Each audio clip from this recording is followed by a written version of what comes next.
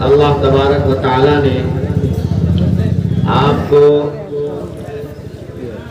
قرآن کریم کے بعد روئے زمین پر سب سے صحیح ترین کتاب الجامع الصحیح للامام البخاری مکمل کرنے کی سعادت عطا فرمائی۔ اسی طرح دور حدیث کی اور بھی کتابیں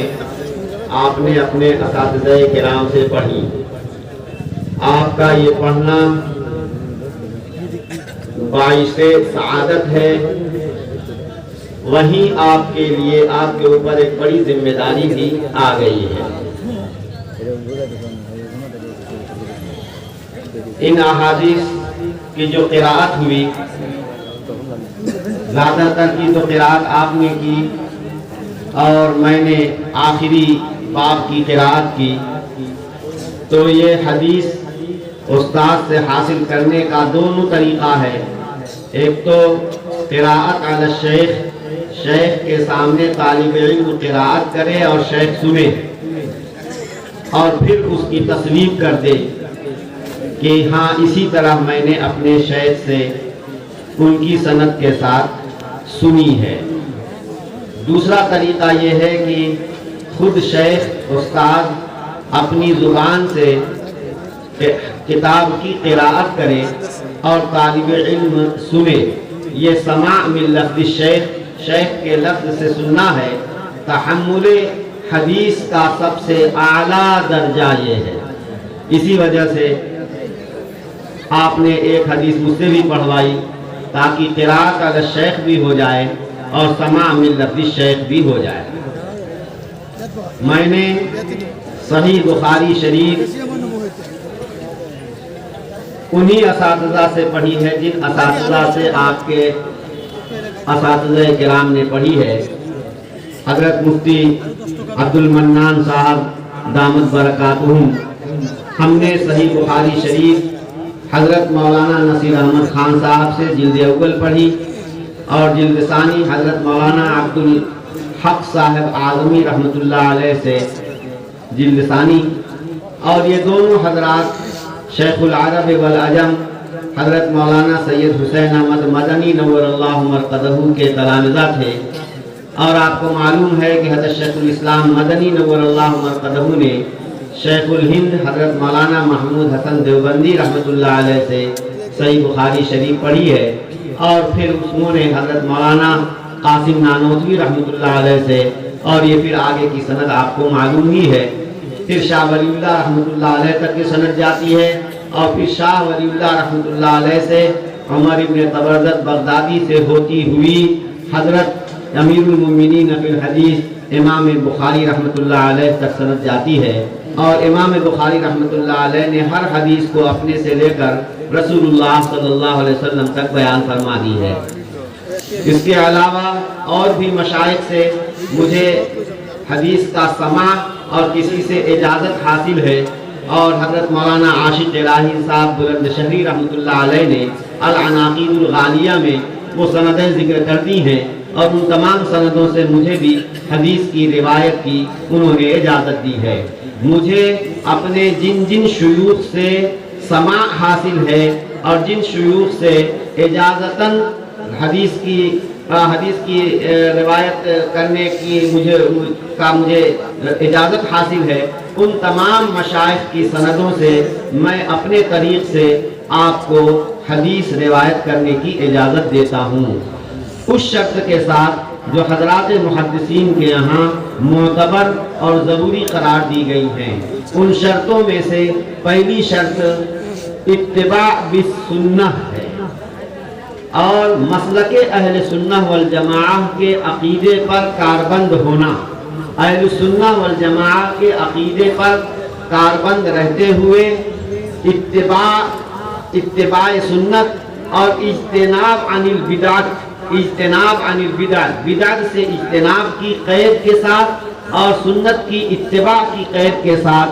اور محدثین کے ہاں حدیث کے سننے اور سنانے کے لیے جو اہلیت ہوتی ہے اس اہلیت کے ساتھ کی شرط کے ساتھ میں آپ کو اپنی ان سندوں سے حدیث روایت کرنے کی اجازت دیتا ہوں۔ اللہ سبحانہ و تعالی آپ کے علم میں عمل میں برکت فرمائے اور آپ کو اللہ سبحانہ و تعالی دین حنیف کی خدمت کی توفیق مرحمت فرمائے۔ امام بخاری رحمۃ اللہ علیہ نے اپنی کتاب کا آغاز کیا انما الاعمال بالنیات والی حدیث سے، جس کا مطلب تصحیح نیت درست کرنے کی طرف امام بخاری رحمۃ اللہ علیہ نے سب سے پہلے ہماری توجہ مبذول کی اور انما الاعمال بالنیات والی حدیث پہلے روایت کی۔ حالانکہ باب بدیل وحی ہے، باب جو ہے جو شروع میں جو پہلا باب ہے کہ وحی کا نزول کس طرح سے ہوا اور وحی کے نزول کی کیا کیفیت تھی، یہ عنوان لگایا ہے، لیکن سب سے پہلے انہوں نے جو حدیث پیش کی ہے وہ حدیث انما الاعمال بالنیات پیش کی ہے، یہ بتانے کے لیے ہم سب کو کہ ہم بخاری شریف شروع کرنے جا رہے ہیں، حدیث پاک پڑھنے جا رہے ہیں، ابھی سے ہم اپنی نیت درست کر لیں، صحیح کر لیں، صرف اور صرف اللہ کی رضا ہمارے پیش نظر ہونی چاہیے۔ کتاب جب امام بخاری رحمۃ اللہ علیہ نے ختم کی تو سب سے آخر میں جو حدیث لے آئے تو وہ وزن اعمال سے متعلق حدیث ہے اور عنوان ہی یہ باندھا کہ باب قول اللہ تعالی ونضع الموازین القسط لیوم القیامہ، کہ اس میں اللہ کا فرمان کہ ہم قیامت کے دن انصاف کے ترازو قائم کریں گے، یعنی بندوں کے اعمال جس میں وزن کیے جائیں گے، بندوں کی نیکیاں ایک پلڑے میں رکھی جائیں گی اور برائیاں دوسرے پلڑے میں رکھی جائیں گی، ہر بندے کے اعمال تولے جائیں گے۔ اب وہ چاہے صحیفے وہ اعمال نامے تولے جائیں جن میں فرشتے لکھیں گے، یا اللہ تبارک و تعالی ہمارے ان اعمال کو کوئی محسوس شکل دے دیں گے اور اس محسوس شکل کو پلڑوں میں رکھا جائے گا، اور اس طریقے سے نیکیاں ایک طرف اور برائیاں ایک طرف، جس کی نیکیوں کا پلڑا جھک جائے گا اس کے لیے جنت کا فیصلہ کیا جائے گا، اور جس کی برائیوں کا پلڑا جھک جائے گا اس کے لیے جہنم کا فیصلہ کیا جائے گا۔ یہ تمام اہل سنہ والجماعہ کا متفقہ عقیدہ ہے کہ کل قیامت کے دن اللہ تبارک و تعالی بندوں کے اعمال تولیں گے، وزن کریں گے۔ قرآن کریم کی نصوص صراحتاً اس عقیدے پر ناطق ہے اور نبی کریم صلی اللہ علیہ وسلم کی متعدد احادیث میں یہ وزن اعمال کا مضمون بیان کیا گیا ہے۔ اس لیے علاوہ فرقہ معتزلہ کے تمام اہل سنت، جمہور اہل سنت والجماعت وزن اعمال کے عقیدہ کے قائل ہیں۔ ہم سب اہل سنت والجماعت ہیں اور ہم یقین رکھتے ہیں اس بات پر کہ کل قیامت کے دن بندوں کے اعمال تولے جائیں گے۔ بندوں کے اعمال جو تولے جائیں گے تو اعمال جو نیکیاں ہم نیک عمل کرتے ہیں، نیک عمل جو بھی کریں گے، ایک ہوتا ہے عمل کی صورت اور ایک ہوتی ہے عمل کی جان۔ صورت تو وہ عمل کی شکل ہے، جیسے نماز ہے، تکبیر تحریمہ ہاتھ اٹھا کر اللہ اکبر کہہ کر تکبیر تحریمہ کہہ کے نماز میں داخل ہو گئے، اس کے بعد قرات ہے، رکوع ہے، سجدہ ہے، اور اس کے بعد قعدہ ہے۔ تمام جو نماز کا یہ طریقہ ہے، یہ پوری نماز کی جو صورت ہے، یہ آدمی اس کو کر لے تو نماز تو اس کی ہو گئی، مفتی تو فتویٰ دے دے گا کہ اس کی نماز ہو گئی بظاہر، لیکن نماز کے دوران بندہ نماز میں موجود تھا یا دکان پہ تھا یا اپنے کھیت میں تھا یا اپنے کورٹ و کچہری میں تھا، اس کی کوئی گارنٹی نہیں ہے۔ وہ تو وہی جانتا ہے جس نے نماز پڑھی ہے۔ خضوع کے ساتھ دل کو حاضر کر کے اللہ کو راضی کرنے کے لیے اگر نماز پڑھی گئی ہے تو اس نماز کے اندر جان ہے، ورنہ یہ صرف ایک صورت ہے جو لاش بے جان لاش کی طرح سے ہے۔ تو جیسے انسان سے روح نکال لی جاتی ہے اور اس کا جسم مردہ اور لاش ہو گیا، اس کی کوئی حیثیت نہیں ہوتی، بلکہ لوگ جتنی جلدی ہو گھر سے نکالنے اور دفن کرنے کی فکر میں رہتے ہیں، اس لاش کی کوئی اہمیت اور قیمت نہیں رہتی۔ اسی طریقے سے ہمارے یہ نیک اعمال بھی اللہ کی نظر میں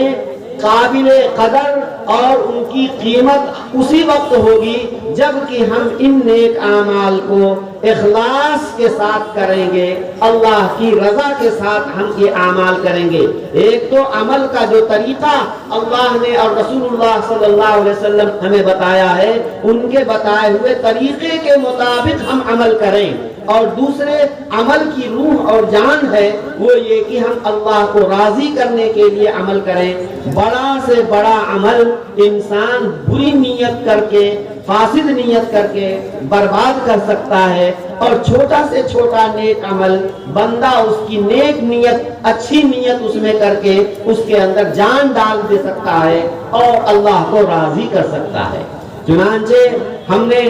آپ نے پڑھا ہی ہے کہ ایک خاتون جو بدکار عورت تھی، لیکن اس نے کتے کو جو کہ پیاسا تھا، مرنے کے قریب تھا، اپنے دوپٹے میں اپنا موزہ جو چمڑے کا تھا اس میں ڈال کر کے اس میں لگا، اس کو باندھ کر کے کنویں سے پانی نکالا اور اس کو پلایا، اور جس سے اس کی جان بچ گئی صرف، اور اس نے اخلاص کے ساتھ ایک جانور کی جان بچائی۔ اللہ تبارک و تعالیٰ کو اس کی ادا پسند آئی اور اس کی مغفرت ہو گئی۔ تو معمولی عمل جس کی بظاہر کوئی وقعت نہیں ہے، نیت اچھی ہونے کی بنیاد پر اس عمل کے اندر اللہ کے ہاں اس عمل کے اندر جان پڑ جاتی ہے، اور اللہ کے ہاں وہ ایسا مقبول ہوتا ہے کہ وہی مغفرت کا بہانہ بن جاتا ہے۔ اور بعضے بڑے بڑے عبادت گزار اور بہت عبادتیں مجاہدہ کرنے والے، ان کی نیتوں کے اندر فساد اگر آ جاتا ہے تو اس فساد اور ریاکاری کی وجہ سے ان کے سارے وہ مجاہدے اور سارے وہ اعمال بیکار ہو جاتے ہیں۔ تو امام بخاری رحمۃ اللہ علیہ ہم سب کو، یعنی اس مجلس کا یہ پیغام سب کے لیے ہے، ہم سب کو امام بخاری رحمۃ اللہ علیہ یہ پیغام دے رہے ہیں کہ عمل کل قیامت کے دن سب کا تولا جائے گا، اور ہم میں سے ہر ایک کو اپنے اپنے عملوں کو وزندار بنانے کی کوشش کرنی چاہیے۔ اور عمل وزندار کیسے ہوگا؟ اخلاص سے۔ جتنا زیادہ اخلاص ہوگا اتنا ہی زیادہ عمل وزنی ہوگا، اور جتنا زیادہ اخلاص سے عمل خالی ہوگا اسی قدر عمل ہلکا ہوگا۔ اللہ سبحانہ و تعالی ہم سب کو اپنی رضا کے لیے اعمال صالحہ کرنے کی توفیق عطا فرمائے۔ یہ مدرسہ ہے اور اس میں دینی تعلیم ہوتی ہے، اور آپ نے دیکھا کہ یہ اتنے زیادہ فضلاء ہیں جنہوں نے، کتنی تعداد ہے؟ 38 کی تعداد میں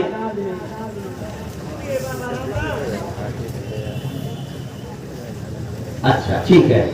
تو یہ بات تو میں نے عرض کر دی،